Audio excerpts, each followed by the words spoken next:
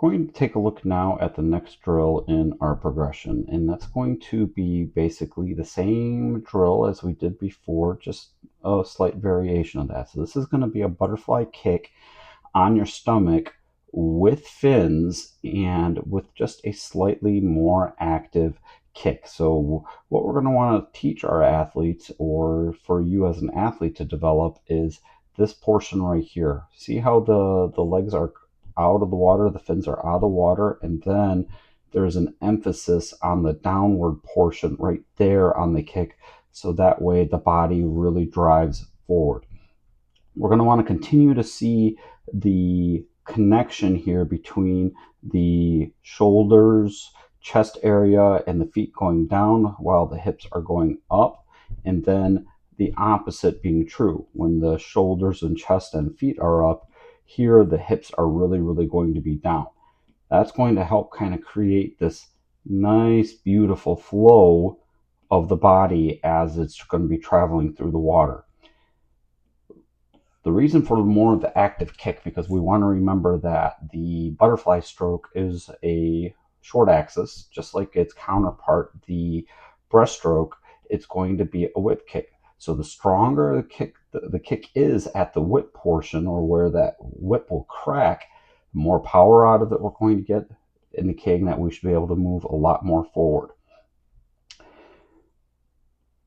As our athletes continuing to move through the water, we're just doing a really nice job just finding that flow as we're traveling through. So here we're doing a great job.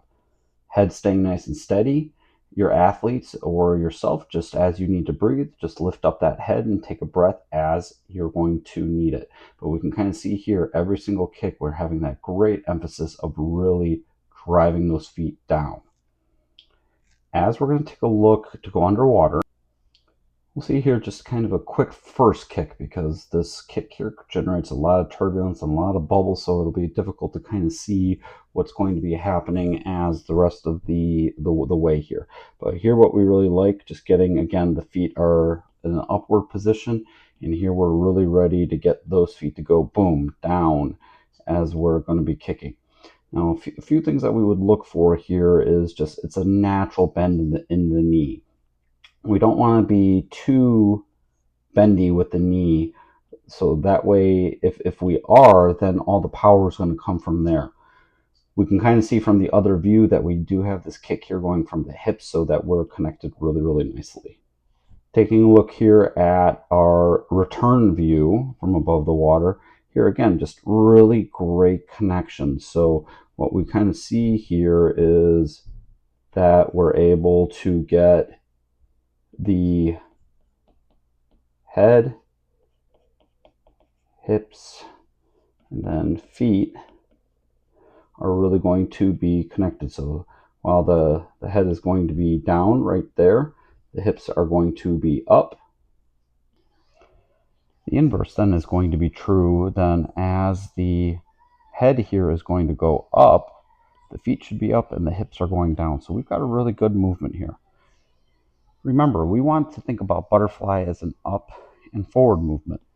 So when we do the stroke, we're not going to see, or we don't want to promote the athletes having kind of this wave-like butterfly stroke where we're just kind of going like this throughout.